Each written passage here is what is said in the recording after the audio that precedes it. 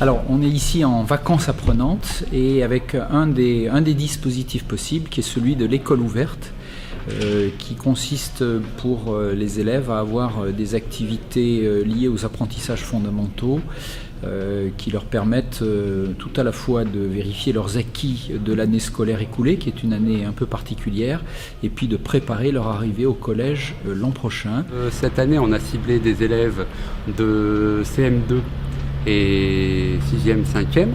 Donc on avait 17 élèves. Donc là, ça fonctionne pendant une semaine. Donc le matin, on leur proposait des activités, des révisions en mathématiques, en anglais et également en français, en histoire géo. Et puis l'après-midi, dans le planning, c'était proposé également des activités un peu plus ludiques et également des sorties scolaires. Et alors, on aborde des apprentissages vraiment fondamentaux de manière ludique et on a 3 types d'ateliers. Un atelier de langue vivante, un atelier d'anglais un peu ludique.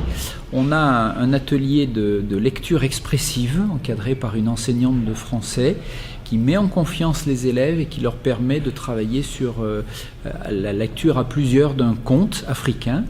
Et puis on a également un travail sur un roman photo encadré par un professeur d'histoire-géographie. Et donc les élèves ont conçu leur histoire, ont rédigé le script, sont allés prendre les photos et finalement font la mise en page et la réalisation de l'ouvrage final. La jeunesse est au cœur de la relance de notre pays. Nous faisons face à un double constat. D'une part, en temps normal, nous constatons qu'un enfant sur 3 ne part pas en vacances, 1 sur 3. Et d'autre part, la crise économique que nous vivons, on le sait, va certainement accentuer cet état de fait.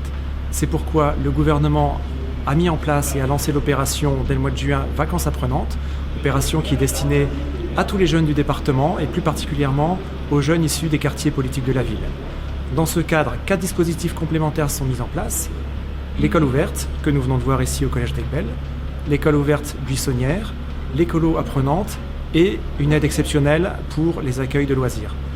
Tous ces dispositifs sont construits avec les collectivités territoriales et avec les associations.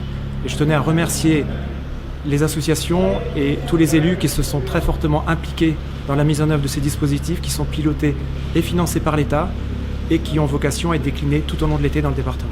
Alors nous avons une bonne 50aine de sites, écoles, collèges, lycées professionnels qui s'engagent dans le dispositif et plus d'une centaine d'enseignants qui ont choisi de s'impliquer dans ces vacances apprenantes.